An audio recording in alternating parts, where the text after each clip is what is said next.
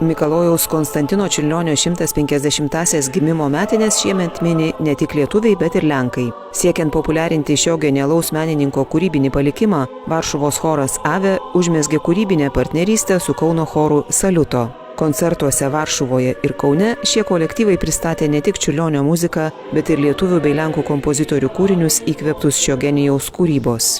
Mintis buvo pasisemti įkvėpimų iš Čiurlionio paveikslų. Tokių kaip Jūra, 5 sonata, Pasaka. Bajka. Labai pamilau Čiurlionį ir ne tik aš, bet ir daugelis šio kolektyvo žmonių, kurie iki tol jo visai nepažinojo. Turėjau galimybę naudotis ir tekstais, ir paveikslais. Sukūriau 4 kompozicijas, bet to dar padariau instrumentuotę. Mes įsivaizduojam, kad apie Čiurlionį jau tikrai, bent jau Lietuvoje visi viską žino, vyko tikrai labai daug renginių, bet mūsų renginys gal šiek tiek kitoks. Jisai apjungia abiejų šalių kompozitorius, kurie dedikavo Čiurlioniui savo naujus kūrinius. Fondas Ave jau daugelį metų bendradarbiauja su Lietuva. Visada pabrėžiame mūsų lenkų lietuvių partnerystę ir tai, kaip svarbu bendradarbiauti. Šįkart gimė visiškai naujas projektas, kuriam muziką sukūrė 2 kompozitoriai. Lietuvė Zita Bružaitė ir lenkas Ježi Čemzinski. Muzika sukurta pagal mano parašytus tekstus, kurių pagrindų tapo Čiurlionio laiškai ir poezija. Tai buvo nuostabi kalbinė ir kultūrinė kelionė. Mokėmės lietuvių kalbos, tad dabar jau žinau, ką reiškia žodis pasaka, ką reiškia graudulinga.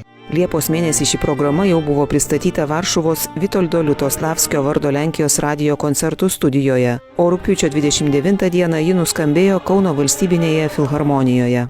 Varšuvos publika buvo tiesiog sužavėta. Žmonės klausėsi atviromis širdimis, nes daugelis jų pirmą kartą išgirdo apie Čiurlionį. O juk 2/3 savo gyvenimo jis praleido Varšuvoje. Ten mokėsi, gilino žinias, kūrė muziką, tapė. Todėl Čiurlionis yra šiek tiek ir mūsų, lenkų. Pradėjom ruoštis jau žiemos metu. Abudu kolektyvai turėjome savo kūrybinės stovyklas, kur atidirbinėjome repertuarą. Na ir Liepos mėnesį susitikome Varšuvoje. Kur ir įvyko radio ir televizijos salėje Varšuvoje mūsų pirmas pasirodymas projektinis. Buvo labai gražiai sutiktas, mes esame mėgėjų choras, dauguma tų žmonių, netgi kiti ir natų rašto nepažįsta, jie mokosi partijas iš klausos, tai reikalauja daug darbo. Džiaugiamės, kad lenkai įveikė lietuvių kalbą, dainuodami lietuvišką repertuarą, konkrečiai Zitos Bružaitės nuostabiaus dainas, o mes iš tikrųjų pasistengėme išmokti lenkiškai. Koncertas tarp natos ir potėpio – tai bendras mokymosi procesas, kuriame dalyviai sukūrė kultūrinius ryšius ir naujai patyrė Čiurlionio pasaulį, o klausytojai turėjo galimybę kartu pakeliauti jo kūrybos pažinimo keliu.